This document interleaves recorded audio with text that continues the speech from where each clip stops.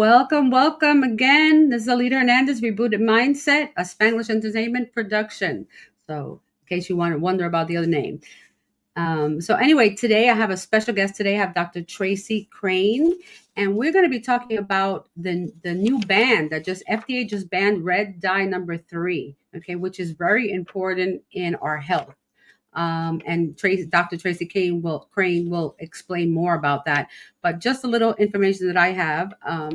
Basically, there was a color additive petition, which I'm not sure about it too much, but there was a petition in 2022 to ban the color because they had found cancer in male lab rats.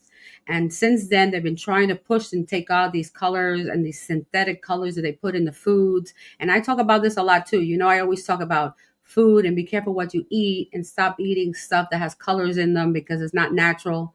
I tell you, beets. I cut a beet yesterday. I was red. I was going to put it in my hair and see if it works as dye because you don't need anything. You have a fresh beet will dye your hands for like 2 days. Okay. And so why are we putting artificial stuff in our food? I don't get it. So, you know, I'm on that all the time about getting you guys eating healthy. Okay. And cut the sugar too. But that's another podcast. But anyway, so today, the FDA has been, you know, they had this color. It's been used in candies, in cereal. I mean, think about it. And this is why I have a question always. Why do we never talk about why children are getting cancer? I always have that question. Nobody talks about it. Oh, St. Jude, all these children have cancer, right? But I don't hear anybody doing anything to prevent it. Especially when it comes to the food. I'm very adamant about the things that are in our food. And I'm hoping that one day they'll really start cracking down on the stuff they put all these chemicals and synthetic colors, and they put label natural flavor. If it says natural flavor, run away because it's not natural. It's fake. It's fake. Okay, we're so consumed. I see people shopping in the store. I want to like take all the groceries and say, no, please don't buy frozen food. Don't buy Fruit Loops. Don't buy anything that has color in it for your children, please. Even Cheerios is bad. So, but anyway, so you know, there's about 9,000 foods in the United States that have red coloring. 9,000. So I bet you anything you've had something with red color in it. Most of them have chips have coloring, cereals have coloring, Jello, just all these things. Anything that comes in a box that's processed has some kind of synthetic coloring, flavoring. It's not natural. This is natural flavoring. I read about that. Natural flavoring is just a word. It's not really natural. I just have to put it in there. But anyway, let's get talking to Dr. Tracy Crane because she's the expert. She is. I wrote it all down because it was too much. She is the director of lifestyle medicine and prevention at Sylvester Comprehensive Cancer Center, which is part of the University of Miami Miller School of Medicine.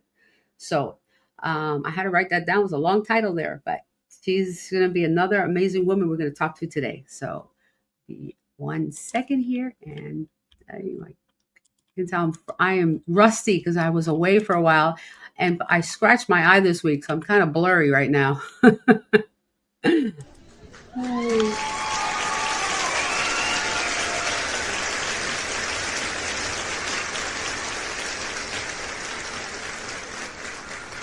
Good day, Dr. Tracy Crane. How are you today?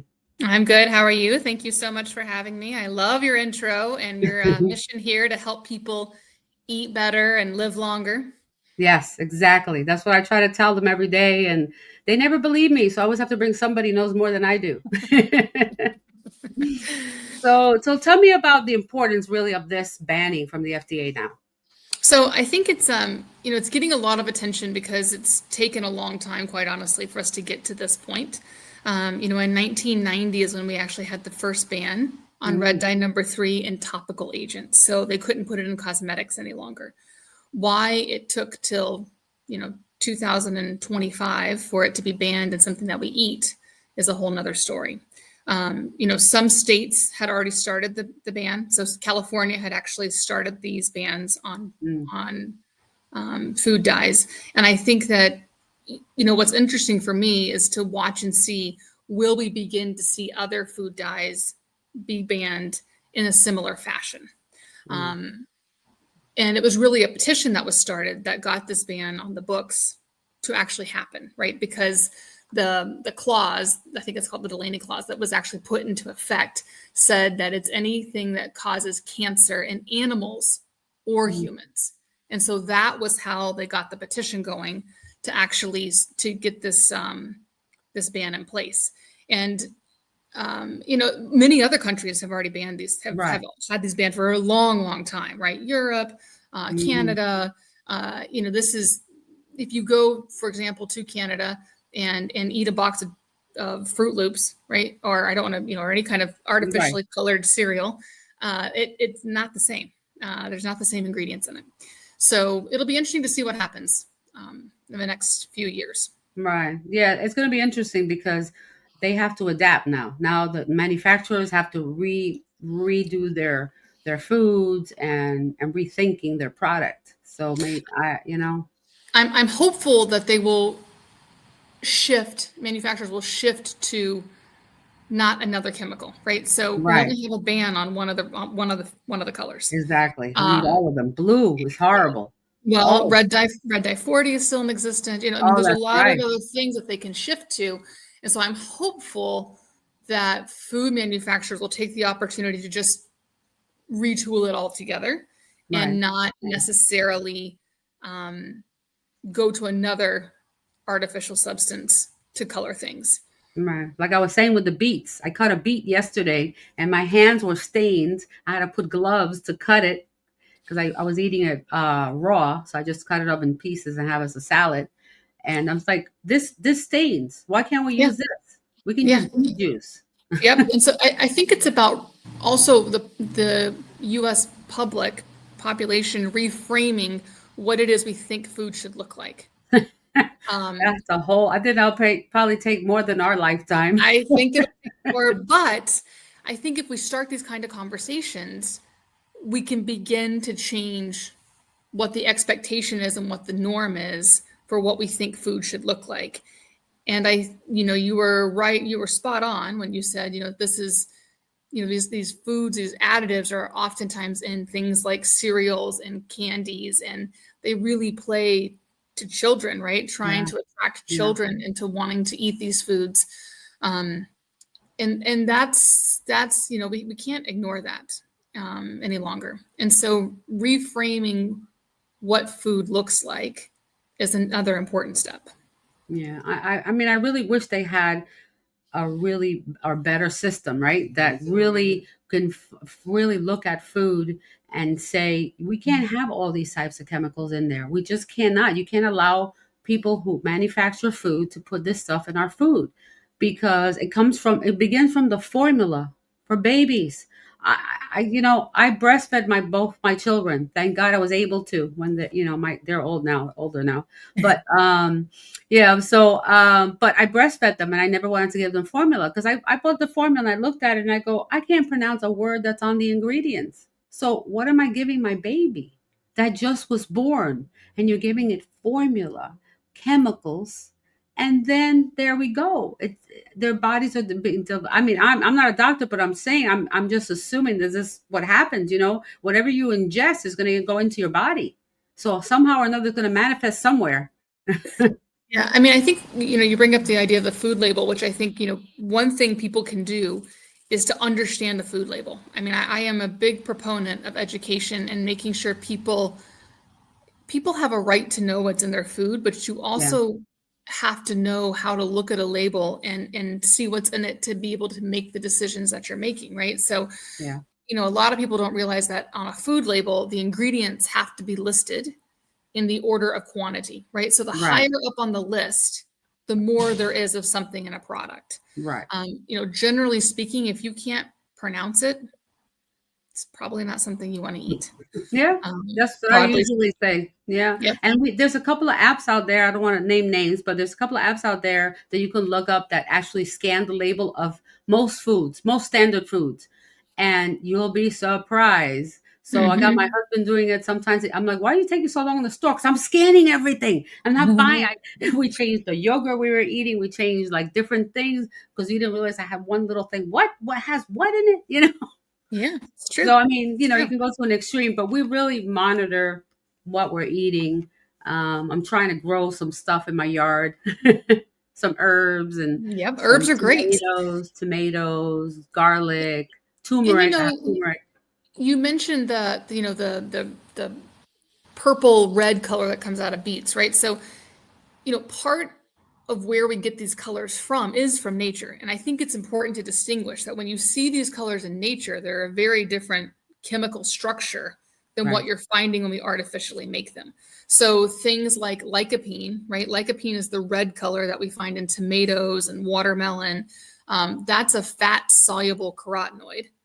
And that's extremely healthy. And it is a chemical, right? It's a plant chemical. It's a phytochemical. It's something that can really help us, reduce inflammation in our body, increase, reduce oxidative stress. And these are protective.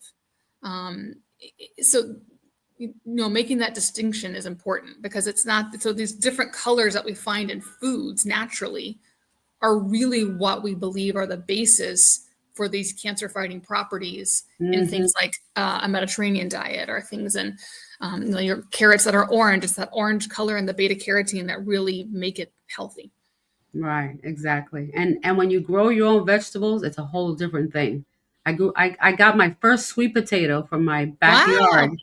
I was so happy. It was like, it was a nice like hand size, Yep. and I cooked it and it was so orange, like Yeah. like a blood orange, and Yep. it was so good. It was like, I don't know, it tasted different. It just tasted different. I was like so happy about that. Yeah. Yeah. No, But that's great. That's great. I used to talk about how my family is from Puerto Rico, and they're from the country. So my uncle had a farm, and I remember as a little girl, I would go to the farm and pick all the different fruits and vegetables, and even the animals were grown on the property. So when we had chicken, we had fresh chicken. We had everything was fresh. So I say that's the original organic because Mhm. Yeah. they didn't put anything in there. They treated their stuff with herbs and plants, and he was really into the gardening, and he had about an acre of land. So we had coffee and beans and everything you can think of. And the Yeah. food tastes so different. So when you go to Europe, it's the same thing because they ban so much stuff. They don't have the same foods we have.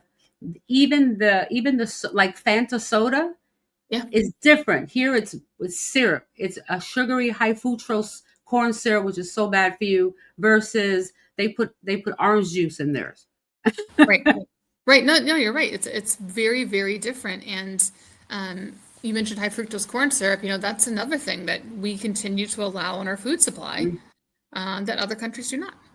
yeah. And And that so I'm hopeful that there's a movement coming, right, where right.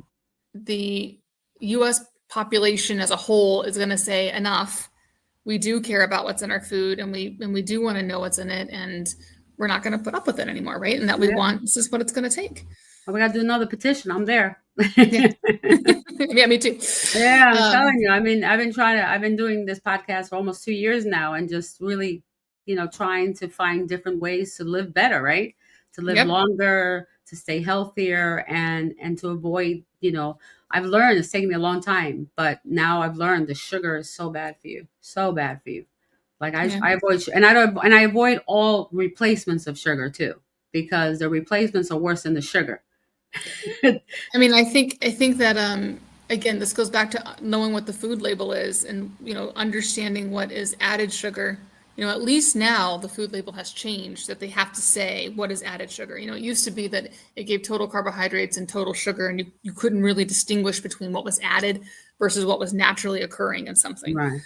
So at least now they have changed the label to have, you can tell what is added sugar, which I think is important.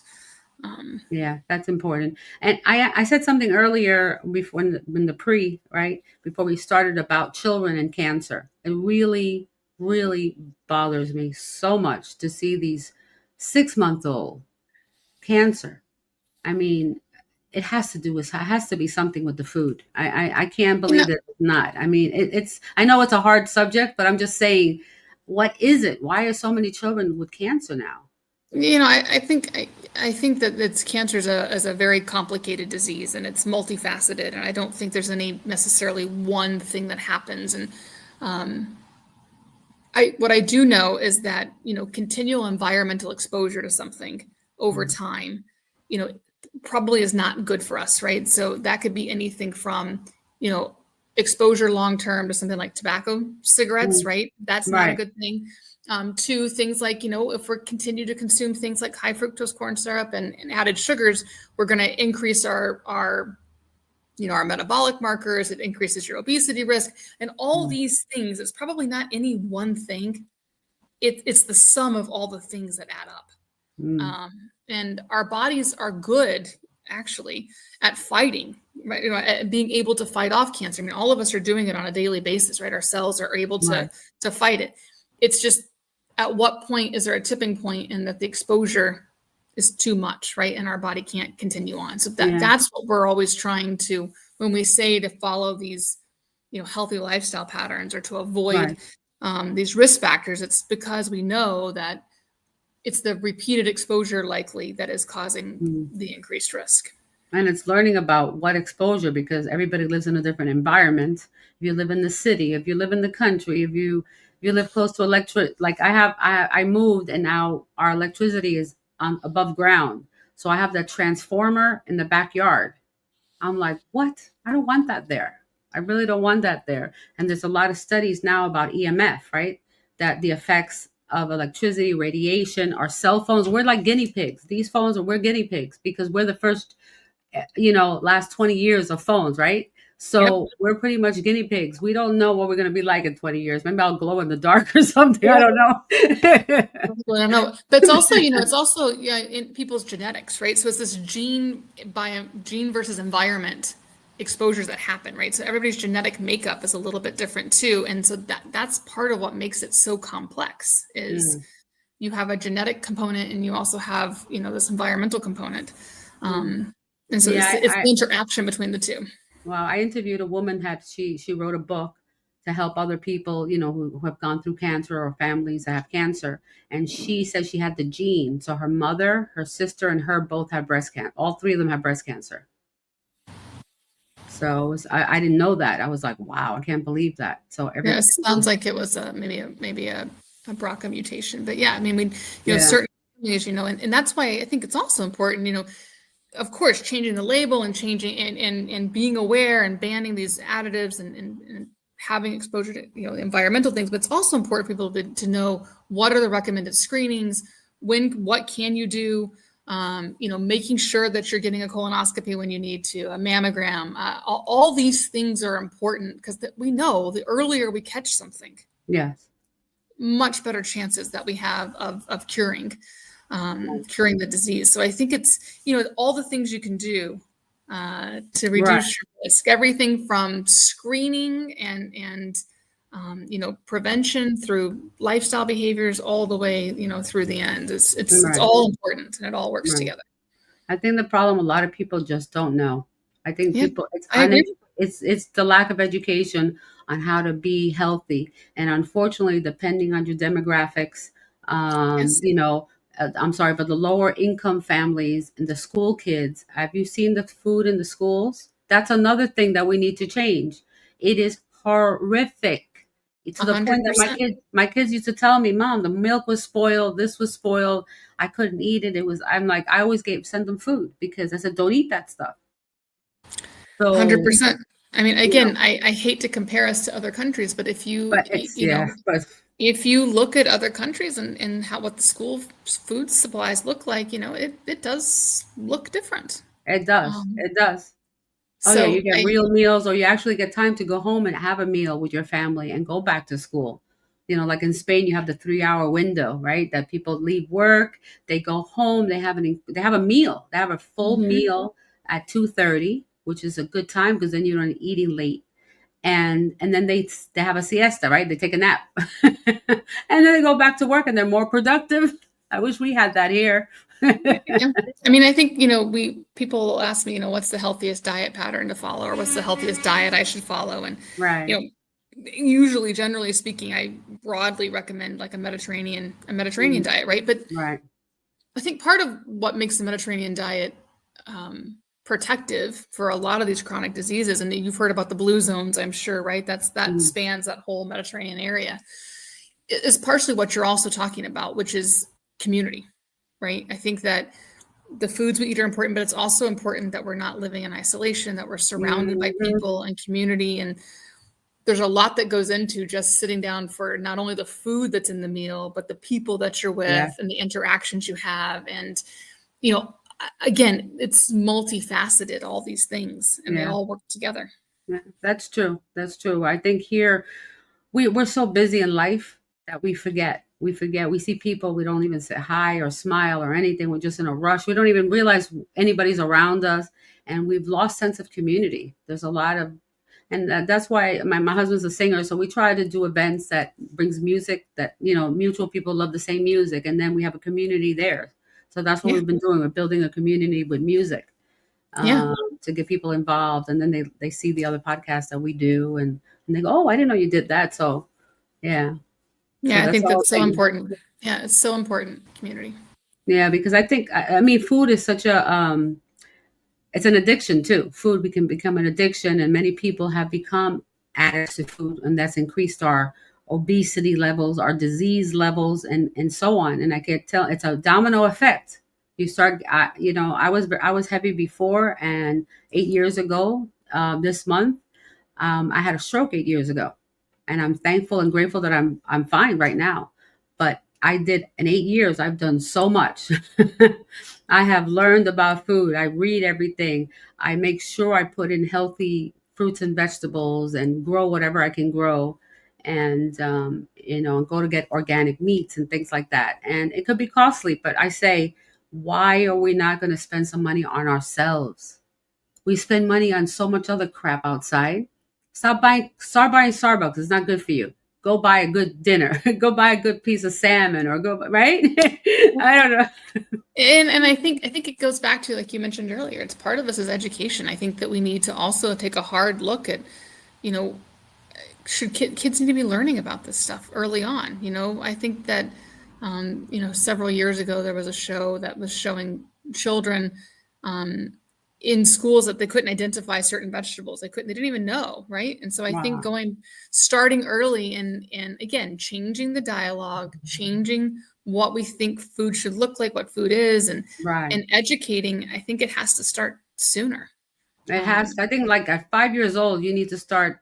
They have, I don't know what school it was, but there's some programs out there that they get children involved with gardening young, because it's fun. They're playing with the dirt. They can plant their plants. They can see the tomatoes coming. So they learn that way, and they can see life growing and able to, that's a tomato, and then taste it and say, wow, that's so good.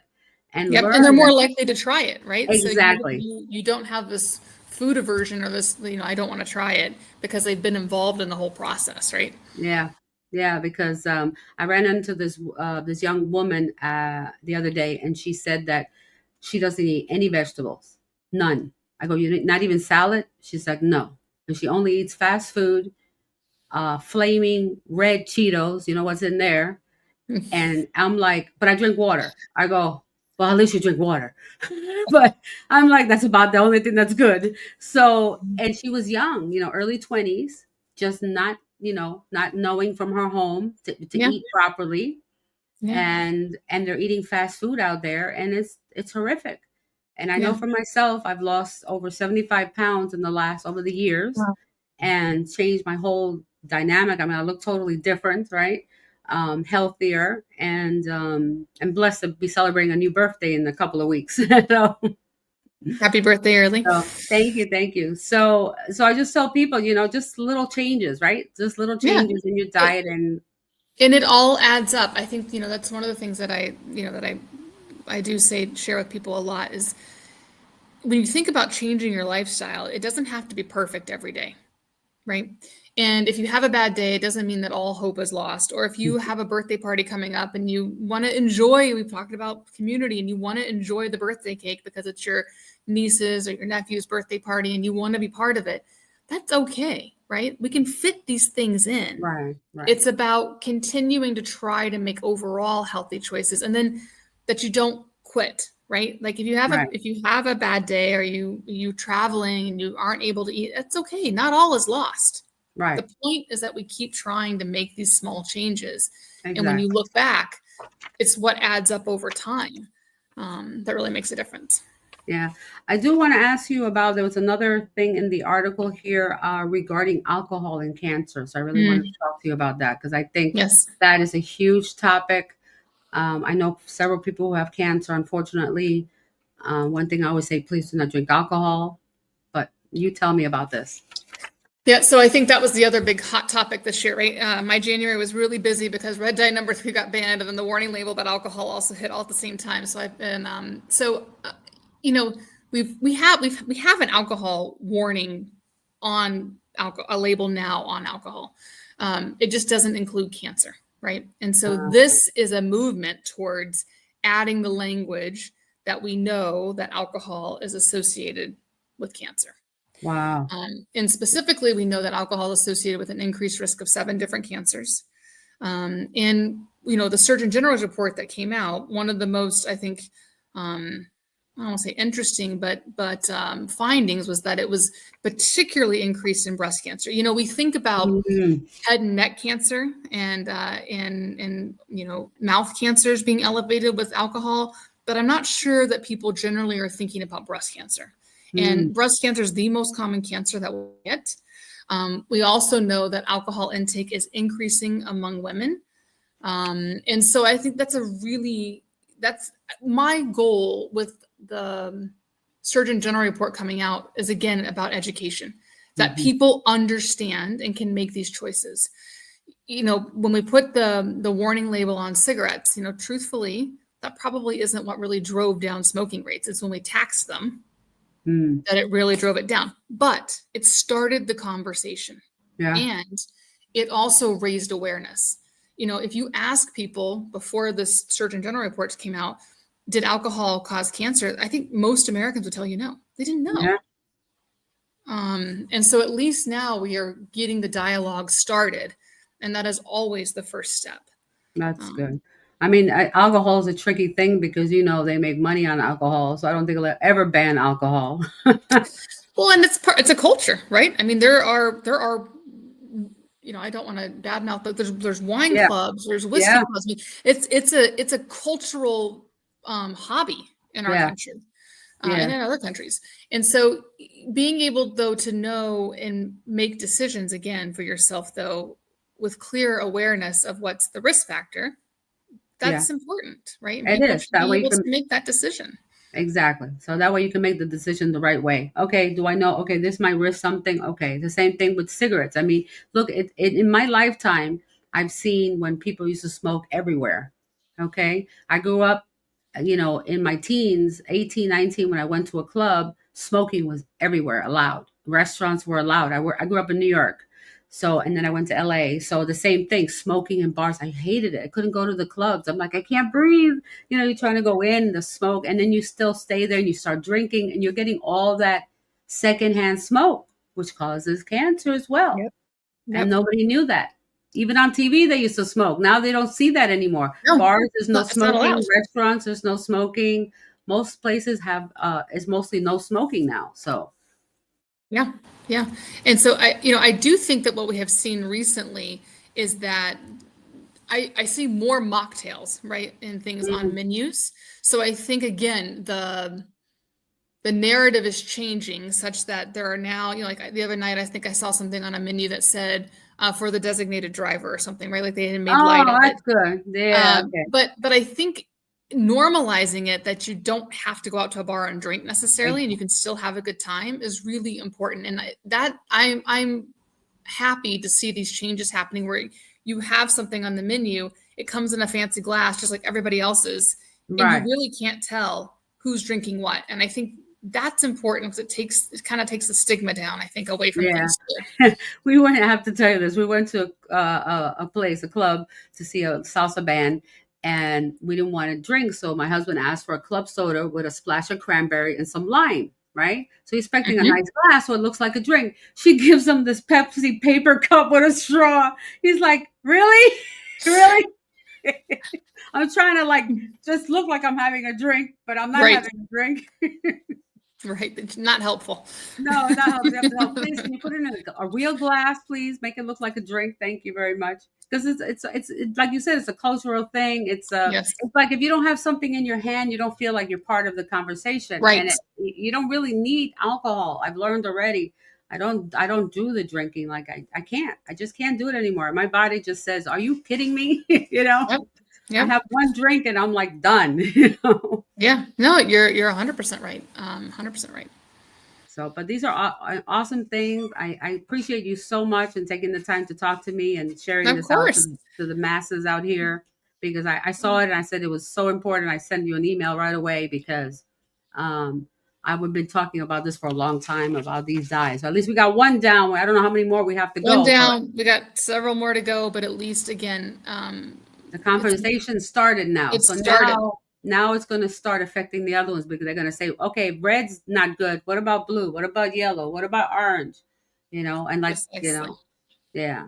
Because all those icy Precisely. pops that kids have, they have all food coloring. All of them do. Yeah. All, All the sodas, all the, oh, they all have it.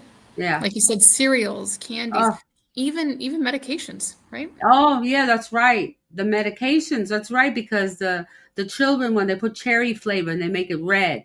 Oh my God. Exactly.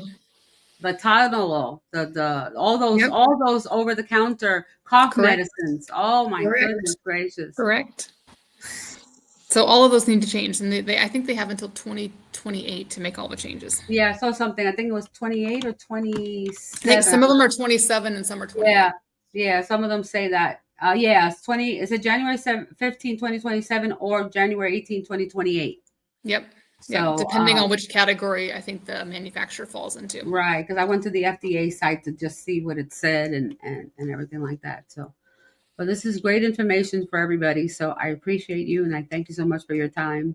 Yeah. Thank you for having me, and thank you for, trying to get the message out there for healthy living. Yes, yes. Trying. I'm trying. I've been affecting a few people, which is good. People call me about my acupuncturist or what am I doing because I do Chinese medicine as well. So I tell people you have to have an open mind. You go to the doctor, get your checkup, get your annual. But if something else helps you with your symptoms, try it. If there's no side effects or anything like that, try it. Why not? People need to be advocates for their own health for sure. Exactly, exactly. So have a great day and Thank you. keep doing the good job. You too. All right, Bye-bye. bye-bye. Here. My mouse is stuck. There we go. So everybody, thank you so much. Today was a very informative show. I hope people really think about their food choices. I had a doctor here. She's an associate professor also at the school, and she works at the Sylvester Comprehensive Cancer Center in Miami. And she backed up the things that I've been telling you about. You have to read labels when you go shopping. The bottom line is if you don't have to buy anything in a can, in a box, or in a wrapper, don't buy it. Stay in the vegetable side. Go get meats if you eat meat. Or if not, go get your vegetables and fruits on that side, okay? Because you see it and you see what it is. Anything that's packaged has been processed and there's a lot of chemicals and things on it. Even bread has, the other day I made dough and it was so easy. I know nobody's going to go, I don't cook, so what am I going to do, right? Well, you can make a salad, right? You can grill some chicken probably. There's no reason why anybody doesn't know how to cook nowadays. You got YouTube, you got internet, just look up easy meal for one. There you go. Or for two or for three or whatever it is. But try to keep making good choices in your life and look out for those new labels now on alcohol as well. That alcohol is also a cancer causing agent now. So think about it. If you have cancer, please do not be drinking at all. You don't want that to fester anymore. So I pray everybody's well, and I will see you next week. We'll see who I have for next week. I'm not sure yet, but I'll let you know. So anyway, remember, it's never too late to reboot your mindset. It's Alita Hernandez. See you next week. Bye.